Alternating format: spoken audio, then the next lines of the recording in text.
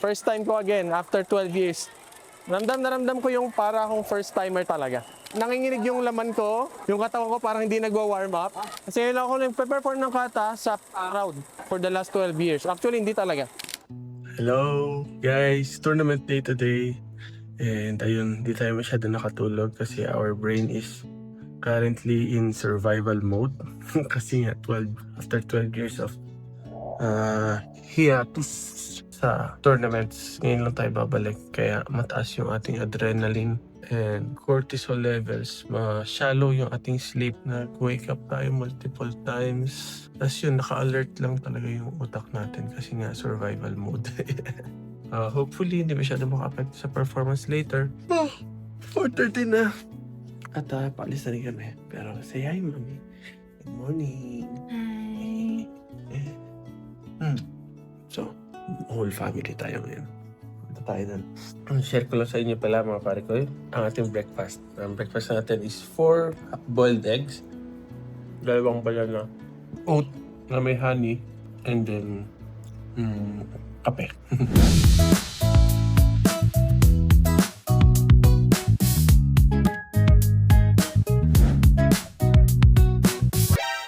Okay guys, dito na tayo.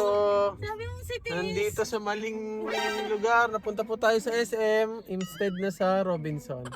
Gon!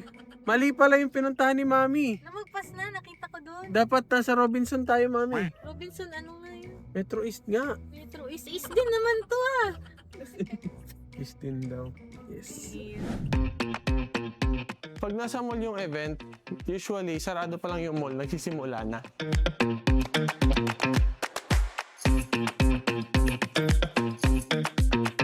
Hindi lang tayo maglalaro today, mag-assist din tayo sa coach.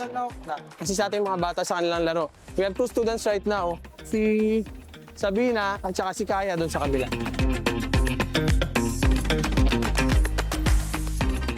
Siyempre, hindi tayo magpapagutom, may dala tayo saging today. Plus, yung get-up natin is saka sweat. Kailangan panatili natin warm yung katawan para hindi tayo mag-freeze sa malamig na hangin maya-maya. Dito tayo ngayon sa Robinsons Metro East. So ayan yung area, nakita nyo may 4 na mats dyan na kung saan mangyayari yung iba't ibang bracket. Tatami 1 hanggang tatami 4. And syempre, yung mga bata natin, kailangan mag-start na sila mag-workout or mag-fill the mats kasi iba yung mats dito ang tigas. Today mga pare ko ay ang ating 14th day of getting back to our dreams challenge. At dito nga sa ating first tournament ever after 12 years. Ito na yung pagkakataon natin na talagang tingnan kung may pag-asa pa ba. O kaya ko pa bang makabalik sa pagiging isang atleta. Let's go! Tinawag niyo yung advance kata sa 14-15. So we're preparing na kasi baka within 15 to 35 minutes o 30 minutes siguro kami na yung next. Dahil first time ko again after 12 years. Ramdam na ramdam ko yung para akong first timer talaga. Nanginginig yung laman ko, yung pa ako nilalamig, ayan no, proof. Ang lamig-lamig. Yung katawan ko parang hindi nagwa-warm up. So my goal is not to win. I just want to perform at least 2 rounds. Okay na ako doon. At ang goal ko na talaga today is mag-video. Makita sa video kung anong performance ko during pressure. So pag nakita natin yan, doon makita natin kung anong dapat i-correct. Pero basically, experience and exposure yun talaga yung aking habol as of the moment. Diba? Ito si Kaya. Kaya first timer din siya. Kaya niya, diba? Ano mapapayo mo sa akin? First timer ako. What can you give me advice? Focus. Focus. Don't look at your opponent. Don't look at your opponent. Yeah, you did look at your opponent earlier, right?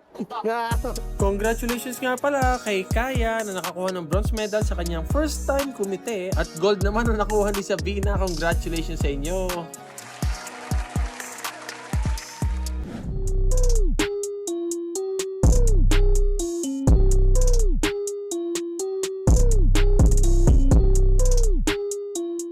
Tubig.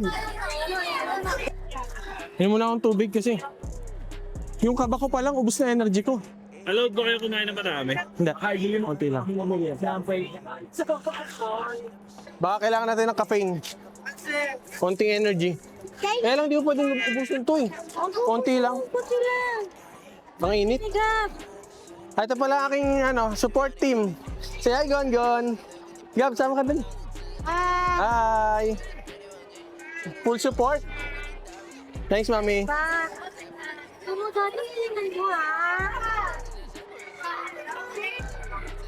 Kayo na next? Malapit na. So kailangan magpalit ng blue. Pare ko, share ko lang din sa inyo, lahat ng gamit ko ngayon, hiniram ko lang. Uniform, belt, hiniram ko lang. Eto ang nagpairam sa atin. Senpai Jello, say hi. Thank you so much. Tapos, nag-training tayo kasama siya last 2 weeks ago, di ba? Last week.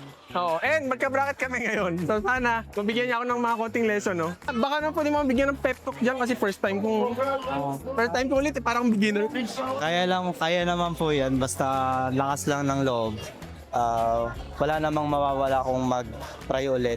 Baka mas mag-gain pa. Once na nauna yung kabata ko, pwede ka magsisi na Parang nauna na eh. Nanginginig na yung buong katawan. okay lang po kabahan pero laban lang. Laban lang. Thank you, Pai. Salamat. Pineram niya ako ng gi. Thank you. Ito pala yung mga gamot ng pangmatatanda. Joke lang. BCAA ito. Nakipinak ko na kagabi. Asan yung takip? In the Caracol. Nanginginig ako.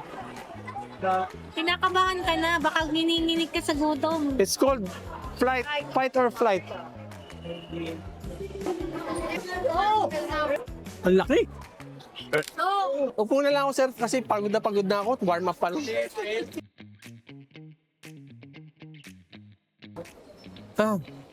Pagod na ako.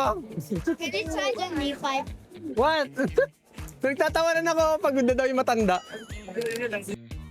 Yung mga kata, pwede kang mamili kung anong gagamitin mo. Depende sa round. Yung sa tournament na to, pero there are some tournaments na you declare kung ano yung kata na gagawin mo. And I think ang best kong gawin is magpahinga. Wala na, pagod na yung legs ko agad, di pa nagsisimula. Sobrang kaba. Interview natin yung number 1 supporter ko. Anong masasabi mo, mami? Saan? Pagiging stage mom mo sa akin. Stage mom. Ano ako, nanay mo? Ano, galingan mo. Manalo, matalo, panalo ka. Sa akin. Yo! May ganon. Dito tayo ngayon sa tatami 1 ba to? 4? Hindi ko alam, no? 4. So, sa tagal nung event, lahat ng nervous ko kanina nawala na lang. Umalis na. Sobrang kabano kanina. Ngayon wala na akong maramdaman. So hopefully makakapag-perform ng maayos. Yun lang naman yung goal natin today.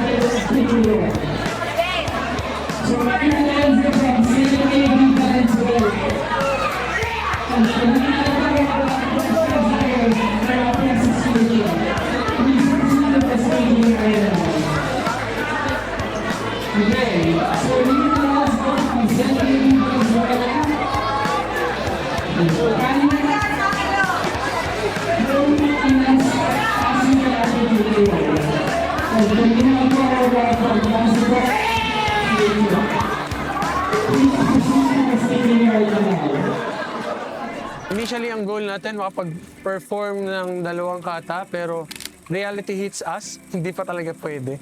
Ang naging result natin ngayon, 0-3. Grabe, ibig sabihin, 0 flags tayo nakuha. Pero syempre, ang goal lang naman natin, mainly, ang goal talaga natin is to show up, to be present, to try, to feel again kung ano nga ba yung pakiramdam ng ikaw mismo yung competitor sa isang tournament. At yun yung naramdaman natin kanina, yung buong process ng isang tournament. Ngayon, natutunan natin, kailangan pala maging madiskarte sa paghihintay. Ano? Yung waiting time, napakahaba din. Kailangan alam mo dumiskarte ng refueling time mo, pagkain mo. Worth it din yung preparation. At dahil nakakuha tayo ng videos, yan ang gagamitin natin to study and to learn kung ano yung mga dapat natin i-improve sa kata natin. And very visible sa video kung ano yung mga pagkukulang. Ayan, moving forward, magpo-focus tayo dun sa mga bagay na yon. Pa-practice tayo. Dadarasan pa natin everyday yung practice. Kung pwedeng twice a day, magto-twice a day tayo. Para makahabol tayo muna sa mga basics na kailangan. Like yung basic na pitik ng katawan, lakas ng suntok, lakas ng sipa, at yung proper attitude sa performance, yun yung mga bagay na kailangan natin ma-improve sa mga susunod na araw. At syempre, hindi tayo titigil dyan. Meron pa rin tayo paghahandaan na susunod na tournament. That's on August 2. Yan naman yung CAV KD. 4th CAV KD Karate Championship. Grabe, sobrang daming learnings. Moving on, ang focus natin ngayon dito is to improve. At makita natin sa susunod na buwan kung ano ang magiging improvement ni Senpai Kim. See you on the next video. Bye!